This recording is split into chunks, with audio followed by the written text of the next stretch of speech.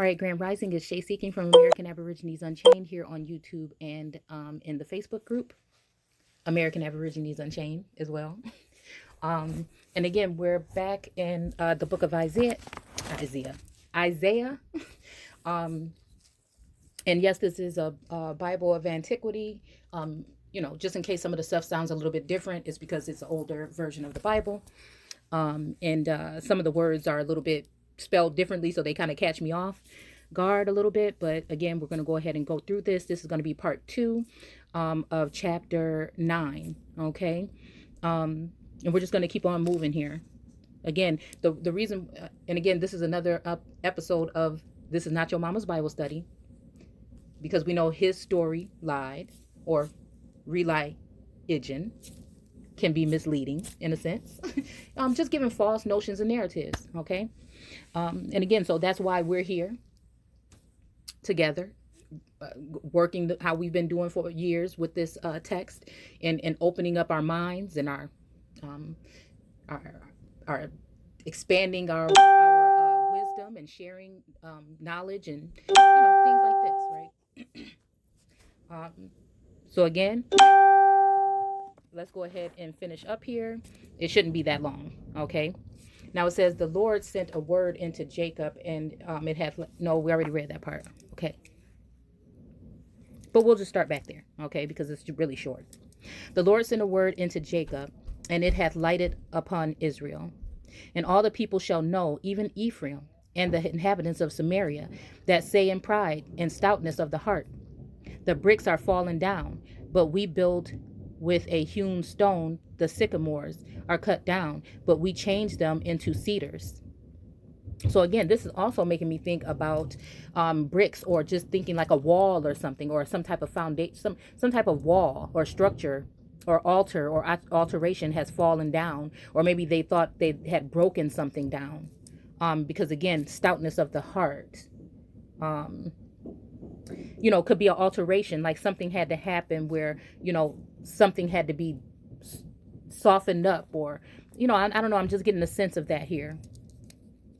Okay. Because again, like I said, some of these, entities and energies that I've come across, I noticed at some point in time, these lights and these 7, it reminds me of the chakras in a sense. And some of us can have blockages in some of those areas. And I think that these beings, okay, and brothers and sisters, and whoever has been sent here in the physical realm, spiritual realm, and there are some within both, right?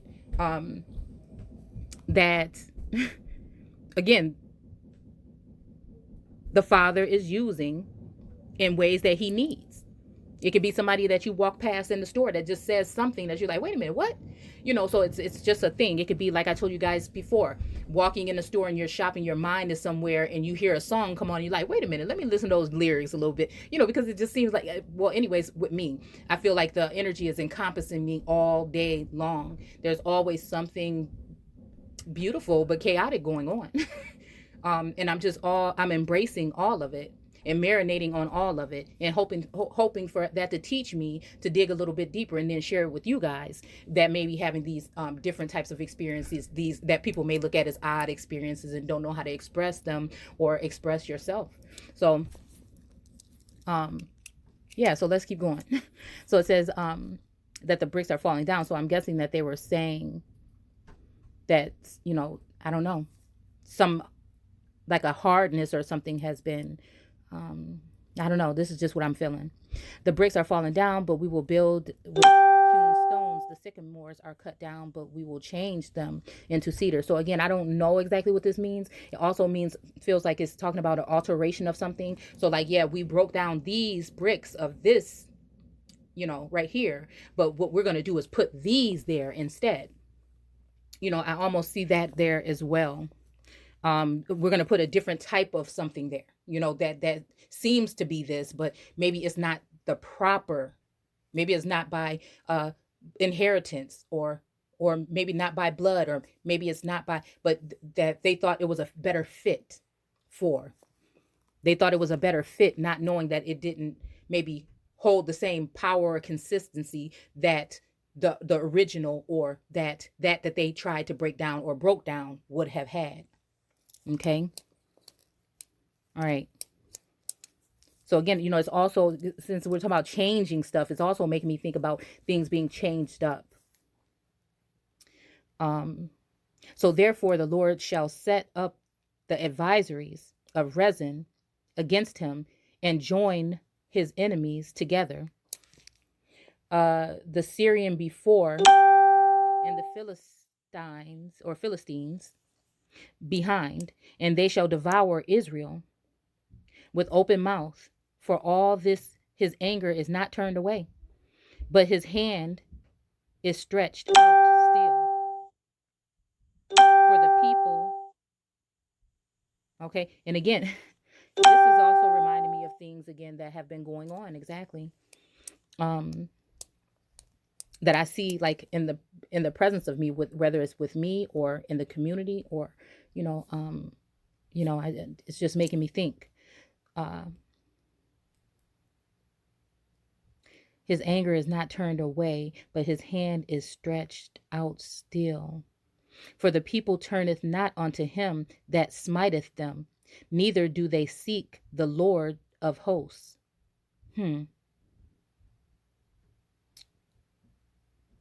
Not unto him that smiteth them.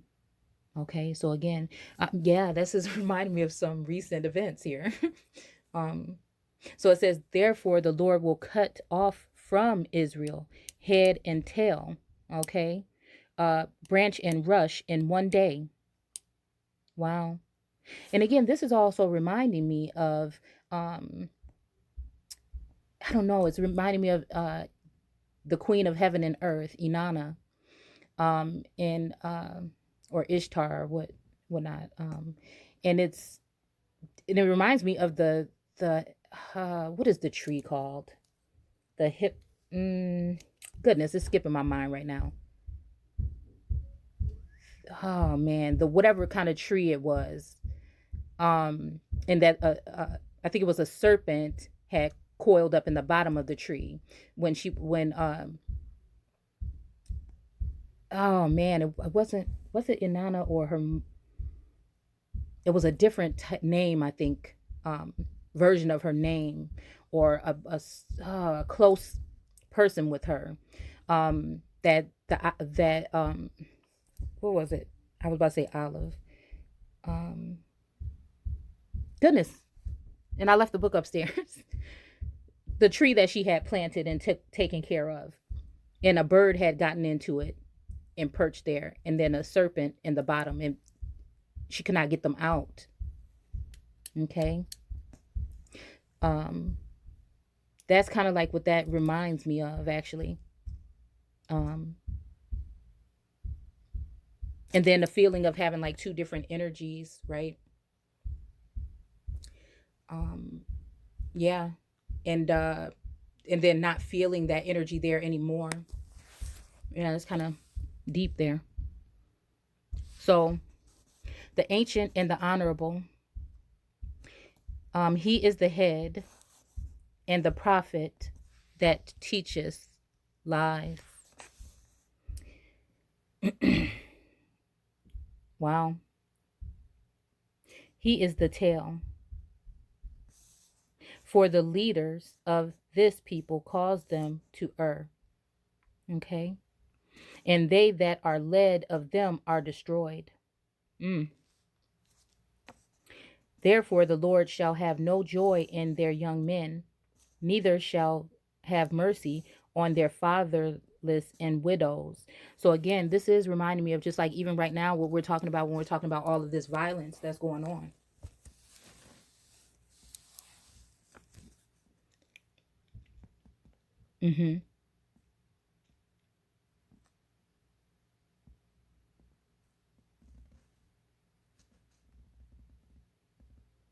Okay. The ancient and the honorable, and the prophet that teaches lies. The ancient and honorable is the head, and the prophet that teaches lies. He is the tail. For the leader of this people caused them to err. The leaders of these people. Yeah. So again, this made me think of, yeah. I mean, we have a lot of what you would call leaders in this day and age. Um, but it's even making me think of like large organizations that lead people astray in a sense, um, or people with a large presence, possibly. Um, yeah. But also being within um, Israel, or having power or control or a sense of something, um, you know, um, I don't know. That's what that's reminding me of. So again, getting rid of both of those things in one day, then what does that mean? It would be something of a freeing, but somewhat painful, but realistic, like, you know, smack in the face almost, like, okay.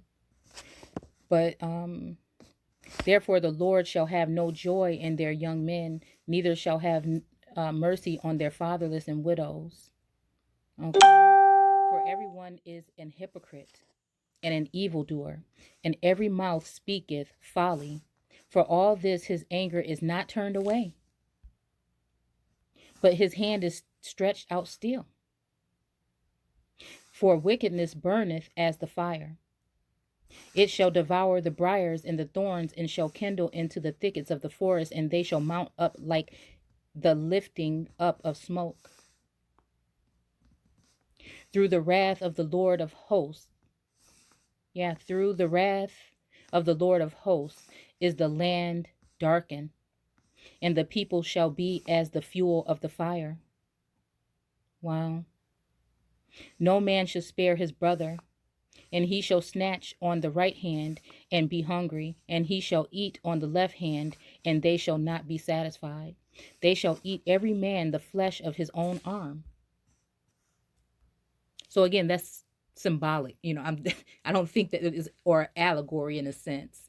I don't think that this is actually what people were doing, eating their arms, or again, may even be. Um, oh man! Oh! Wait a minute. Yeah, I don't know. That's going a little bit deeper. I'm gonna have to really just sit on that for a minute. I don't know why I'm wanting to, but I am. So it says Manasseh, Ephraim, and Ephraim, Manasseh, and they together shall be against Judah. For all this, his anger is not turned away, but his hand is stretched out still. Okay.